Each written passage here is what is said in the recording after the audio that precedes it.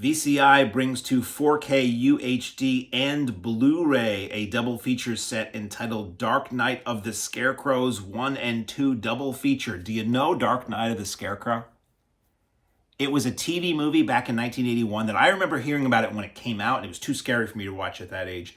And then kids at school were talking about it, and I was like, this sounds horrifying. And then they reran it, I think in 85, and I think that's when I saw it on CBS, and boy, was it good. I've always loved this movie. It's a film, one of the rare TV movies that got a VHS release in its day. A Key Video, I believe, put it out. And then VCI has been keeping this film alive on DVD and then Blu-ray and now 4K. The writer-creator of the original, Tremors when I mentioned the original. The writer-creator of the original Dark Knight of the Scarecrow came back years later and did a sequel entitled Dark Knight of the Scarecrow 2, and we'll talk about these in order. So what this set is it is a 2-disc set. So disc 1 is a 4K that has both movies, and it has a commentary for each movie, and the movies are in 4K. So we'll talk about disc 1, then we'll talk about disc 2. Disc 1, we're going to start off with the fact that it has sort of a confusing menu screen. I find this sometimes where you don't know what you're highlighting, just the way it looks. It's 2 titles, and one of them is in like orange and the other one is white, and you don't know what you're selecting, and you don't really know until you start the movie. So that's kind of a demerit there. And it doesn't, like, the menu screen doesn't switch when you pick one film or the other like some do, so you clearly know. So you can click one, and what's playing in the background are clips that alternate between the 2 films, and you can pick what kind of audio you want and what kind of commentary you want, because there's a commentary for each of these. And you don't know until it starts playing which movie you're getting, which is a little bit of a bummer. So, Dark Knight of the Scarecrow, 1981. We're going to tell you about it, then I'm going to tell you what I think about this release. And it's sort of in 2 forms here.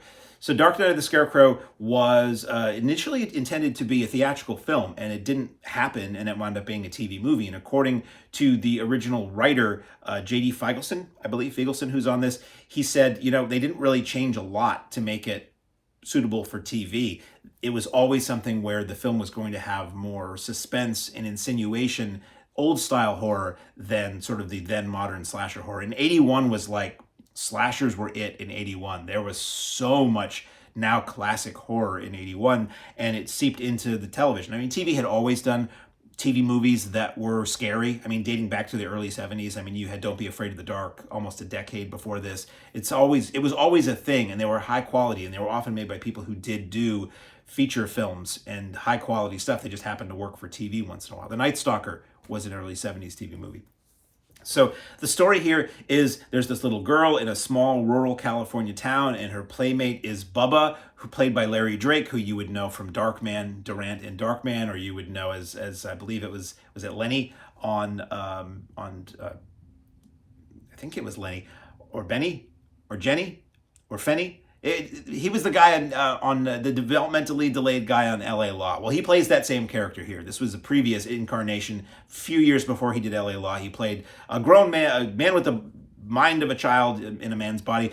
And they're just playing innocently. Something bad happens to the girl. The local town redneck vigilante hate squad, led by Charles Durning, who plays the local postman, decide, he's finally done it. It's time for us to go and give Bubba some of our rural justice. And something bad happens, and Bubba won't be around anymore, shall we say. I really don't want to give you the whole story, but the basic idea of the movie is Bubba goes away. His mother tells him to play the hiding game. He hides in a scarecrow. The guys find him, and they do things to the scarecrow. So after that happens, one by one, these guys start... Bad things happen to these guys, and we don't know who's doing it, but we strongly suspect that the Scarecrow is taking care of these guys. So it is a slasher movie, it is a horror movie, it's a ghost story, it's a mystery, it's really good, and it's always been something I've loved. So you probably already know about this movie, but if you don't, in any form, go out and see Dark Knight of the Scarecrow. It's really good. Good one to watch around Halloween time. I would say a good one for the kids. People get killed in it, and there's a little bit of blood, sort of, but it's a TV movie from 1981, so it's going to show a lot less and say a lot less than they would now. A lot of things are implied in this film.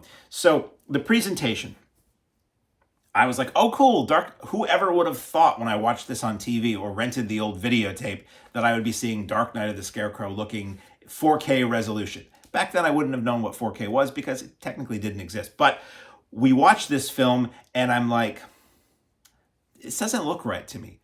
On my TV, 4K TV, 4K player, the motion looked, I'm not going to say motion smoothing, I'm not going to say time compression, but the motion looked a little too fluid for me. There's that, I don't know if some people I talk to, they don't know the difference, but they don't notice the difference. But to me, there's video, and video looks pretty close to reality in terms of how fluid things are motion-wise. And then there's film, and it's a different frame rate, and film looks a little different. And for this looked a little closer. I'm not going to say, it's not like people who have their TVs set up wrong. It doesn't look that bad, but it looked a little smoother, enough for it to be distracting to me. I didn't see that it was that much sharper. It looks like, to my eye, that the color was enhanced. Maybe the sharpness was enhanced. Somebody from VCI can chime in, but it didn't feel like 4K to me. It felt like maybe some filters were applied to this to try to make it look sharper, but it didn't really stand out. And there were times where I paused the image, and I got a fairly sizable TV. I went up close to it and I looked, and I didn't see any grain. It just looked weird and smoothed out, and it just looked a little weird to me. And sometimes whites seemed to bloom, which I didn't remember in previous versions of this, and get a little yellowish. It just looked like, I didn't like, really honestly, the way it looked. It looked fine to the naked eye. To the average person, it probably looks fine. But when I heard the Dark Knight of the Scarecrow in 4K, I was just like, I don't know that I would really recommend the 4K over the Blu-ray for my eye.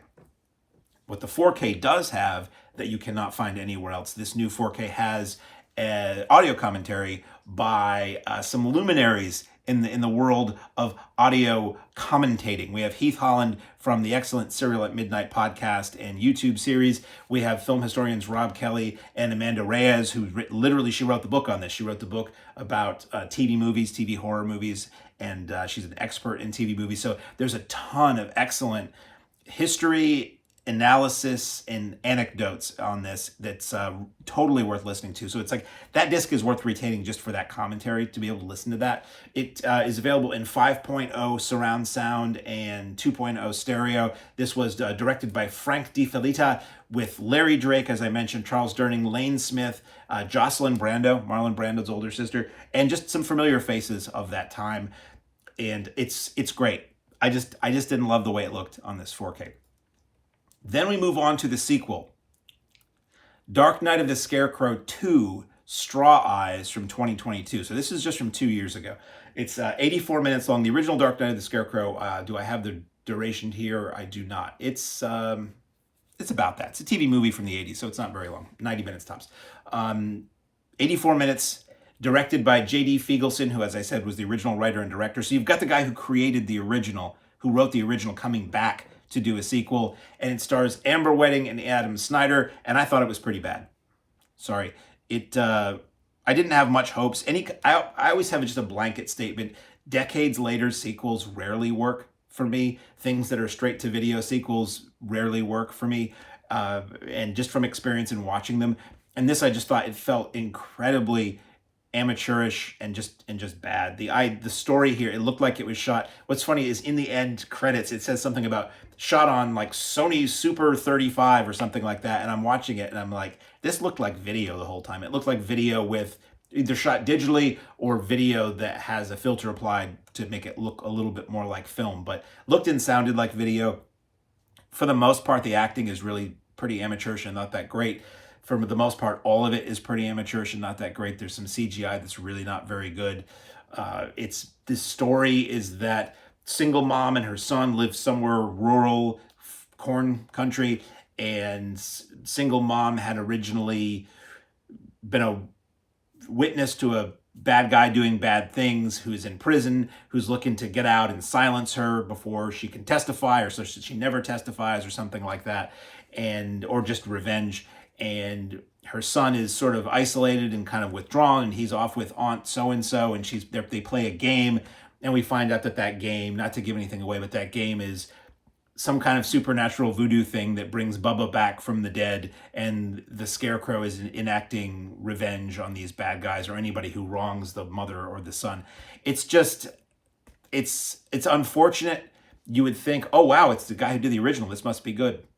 You would have thought that about the sequel to to The Wicker Man as well. This original writer-director of The Wicker Man made a sequel decades later, and it was horrible. And this is just, for me, not very good.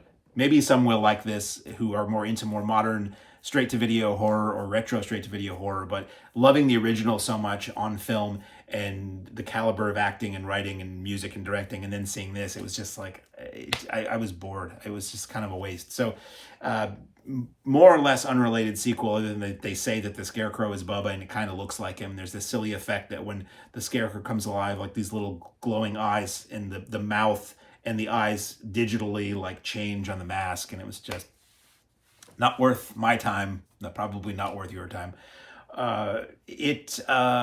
Sorry, looking at my notes. Yes, so the film features a commentary by the writer-director, and it's fairly dull.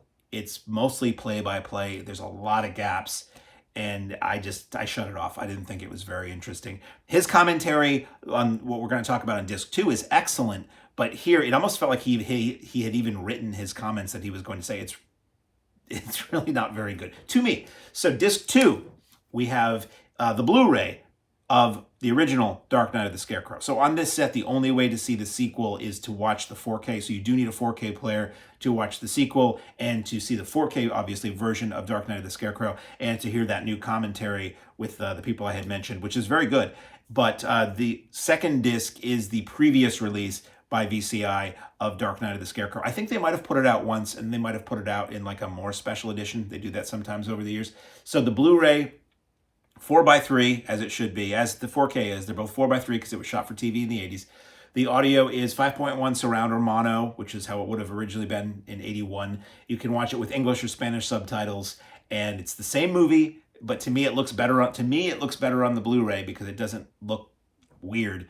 And you have the extras, which, again, these are extras from a few years ago. You got a commentary by J.D. Feigelson, writer and creator of this thing, and Frank D. Felitta, the director, and that's very interesting, and it's pretty steadily commenting and a lot of talk about how the film got made and what they did, what they wanted to do, what they thought of the effect of it, the reception over the years. It's really good. You get Bubba Didn't Do It, 30 Years of the Scarecrow by Daniel Griffith. It's a 2011 documentary. It's a solid telling of the making of the film, featuring a lot of the cast and crew. That's 32 minutes. This stuff I love. You get the CBS World Premiere promo, which I remember seeing on TV, and that vibe of the original CBS logo and the original fanfare for the movie and the original announcer and the original on-screen cryo CG titles. And then you get the CBS Network 1985 rebroadcast promo, which was the one I would have seen that made me watch it. You get Dark Knight of the Scarecrow 2011 cast reunion and Q&A from a Kentucky convention, and that's 46 minutes long. You get a behind-the-scenes photo gallery that's 10 minutes, and it's set to autoplay to the score, or just plays with the score playing under it. And then you get more from VCI Entertainment, which is basically a minute of montage of covers of other VCI releases. So what does it look like? The package, you get, the cover looks like that, and that's the very creepy Scarecrow mask from that film. Little information on the back. Crack it open, and let me make it a little bit more presentable. You get, so they look the same. It's the 4K disc with both movies and the Blu-ray with the original, and that's that. So your mileage may vary. I felt the 4K wasn't really necessary. I would personally probably just stick with the original Blu-ray disc, but if your system looks different than mine, you may want to get this in 4K. You probably do want to listen to that commentary, and you may be curious to see the sequel. So available now on 4K UHD and Blu-ray from VCI Entertainment is Dark Knight of the Scarecrows 1 and 2 double feature.